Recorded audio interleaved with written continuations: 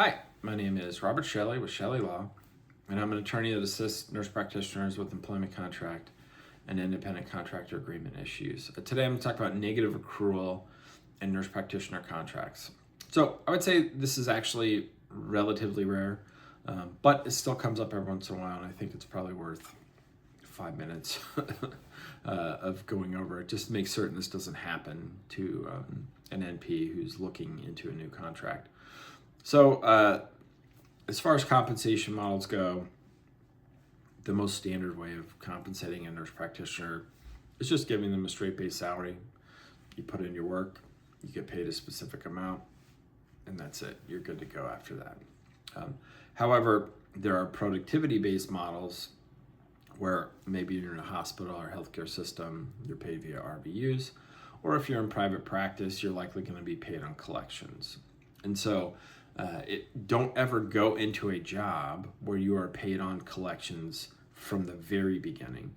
You always want some kind of guaranteed amount for, I'd say, a minimum of 6 months. It simply takes time. Now, this is obviously specialty dependent. If you're doing urgent care, hospitalist work, ED, where you're just doing shift work, this isn't going to, pertain to you.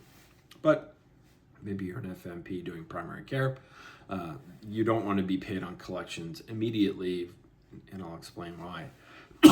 So on a collections-based model, you'll receive a percentage of whatever the practice collects based upon your personally performed services. And so let's say you have a 35% of the collections that you'd receive, which would be a standard amount. And it starts from the very beginning. Well, as an NP in healthcare, it simply takes time for the practice to receive the money from the services you perform. So the standard accounts receivable cycle could be, say, 30 to 60 days for a practice. Kind of depends upon the payer mix. Is it heavy Medicaid?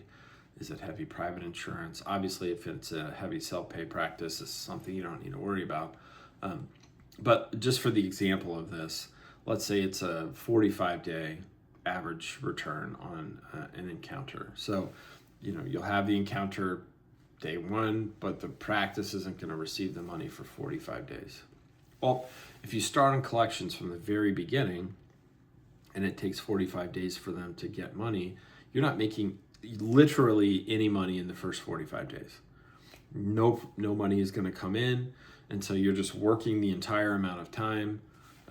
And then maybe on day 45, money starts coming in, and then you'll get your 35%. You have to protect yourself, and that's why having a guaranteed amount for the first 6 months kind of alleviate that problem. And so after the 6 months, then it would transition into a pure collections model. And where negative accrual comes in, and once again, it's relatively rare, but I have seen it, is they'll state, maybe they'll give you like a draw. So I'll just give an example. They'll say, all right, we'll give you, $500 per day. And then everything that we've paid out to you at the end of the month is then reconciled against what we have, brought in based upon your services. And then if there's a negative balance, so they paid out $10,000 to you, you only brought in $5,000, then you have negative $5,000 that would then be carried over into the next month, which you would then have to make up. And so if you have negative accrual from the very beginning, you could dig yourself a hole in the first 6 months, where at some point you may have to pay it back if you leave within a period of time, or hoping to get some kind of bonus. Just it's very difficult to get to, certainly in the first year. And so it's just kind of a frustrating model for most NPs, and one that's kind of demoralizing, I find. And so as long as you have the guaranteed amount for the 3 month, 6 month, year period, and then you transition into, the collections-based model, you can alleviate any concerns about negative accrual.